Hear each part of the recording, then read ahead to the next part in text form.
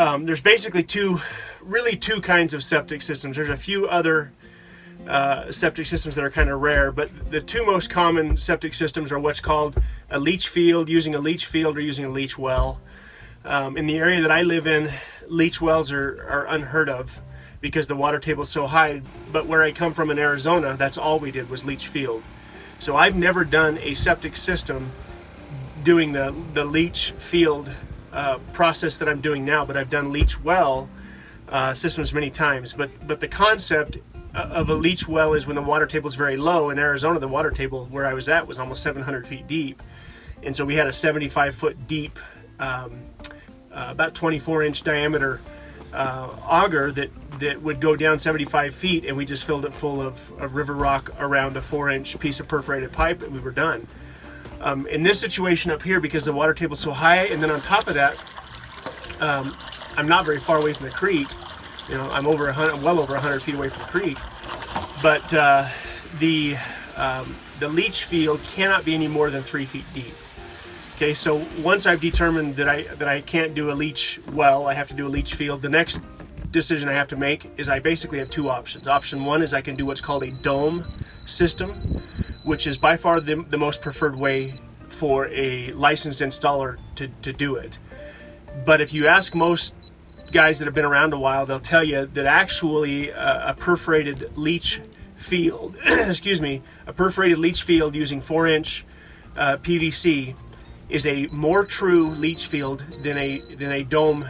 The doming system is. The dome system is just fast. I've spent 2 days just getting the leach field level. I have to have a 6-inch wide trench and a 12-inch deep rock in this trench, and it has to be dead nuts level. If I was doing the domes, the infiltrator domes, I'd be done. I'd be done with all three of them. But the difference between using the perforated PVC versus the domes is the cost. I just went down and bought my 260 feet of perforated pipe, and I was like $300 into it.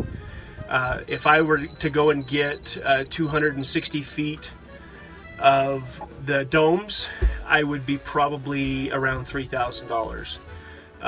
But the difference is the labor factor. I have the labor, I have the time to put into this, and so that's why I chose to do the leach field. Plus, I feel it's a better system. I really do. The leach domes, they don't truly leach water 100% of the way down. I don't care what anybody says. And this is getting into antics here a little bit, but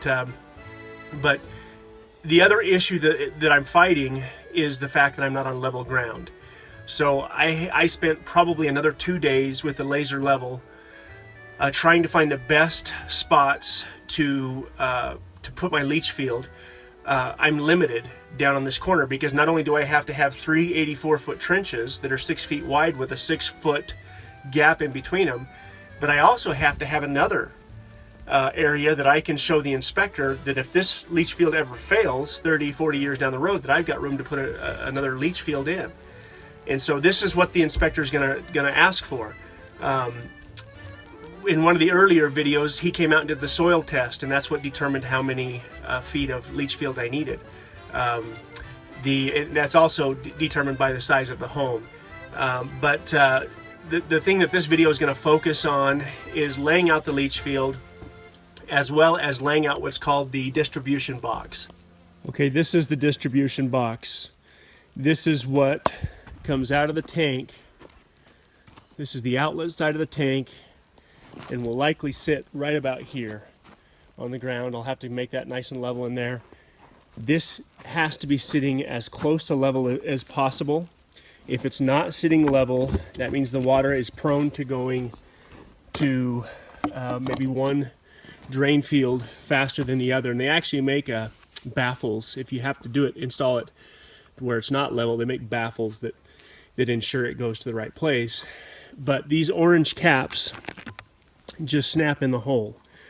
Okay, and then you're going to tear out the center to seal around whatever size pipe you're using, and I'm using all 4-inch pipe, so I'll make sure this fits right. This has to sit level. This will be the inlet side, and this will be for the 3 drain fields here.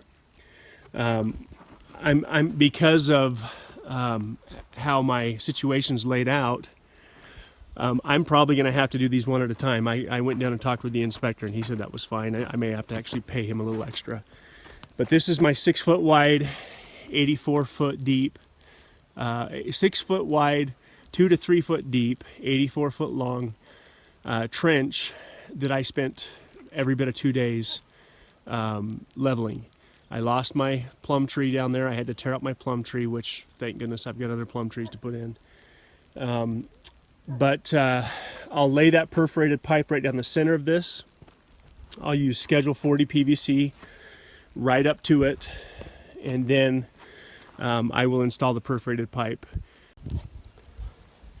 Okay, so this is what you end up with.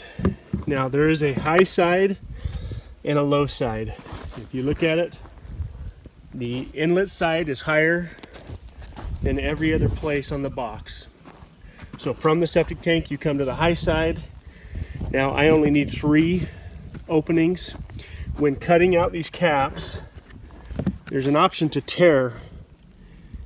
There's a tab to tear it out for 4-inch. Use a knife. They don't tear. Use a razor knife. It's much easier to cut. You'll damage them. And this should seal around whatever size pipe you put in there. I'm using 4-inch pipe. So that's ready to go. I'll put the lid in, I'll find a level spot, and that'll be ready to go.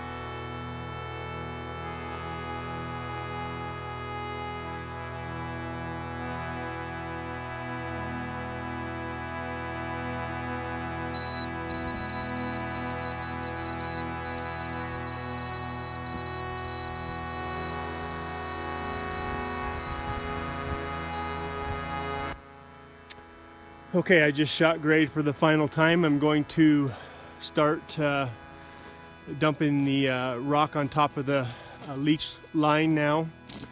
And a lot of guys don't glue the fittings. A lot of guys just shove them together, but they're prone to twisting. And when you can read the lettering on top of it, that means that the perforated holes underneath are perfectly balanced. Okay, so you want the letters to be visible on top. I glued everything. I'm trying to do this in a way where I only do it once. I shot level on the leach line. I even have it propped up in a couple spots just to make sure while I'm backfilling it that it stays perfectly level. And what this guarantees that as the water comes into it, that it doesn't drain in just one spot, which has a likelihood of significantly shortening the life of the line. So I'm going to start backfilling it, and I put 6 inches. I've actually put a little bit more than that underneath the pipe, and now I need to put another 6 inches on top of it. So we have a total of 12 inches. I was able to get my gravel delivered up here. I did the math, and I'm hoping I have enough. Assuming I don't get too wasteful with it, I should have plenty. It's been a bit of a crazy week. I thought by now I'd have the entire leach field, all 3 of them done. I've got just the one done. On Monday, my wife's stepmom passed away after a 3-year battle with brain cancer. And yesterday, Thursday, we had that dump truck tip over, and thank goodness again the driver was okay, I was okay.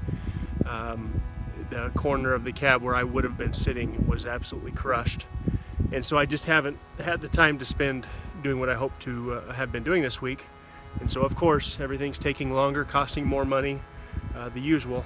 But I'm gonna finish shading this leach line, and then I'm ready for the first inspection. I'm going to have 3 separate inspections on the leach field because I can't properly dig it without backfilling each leach field.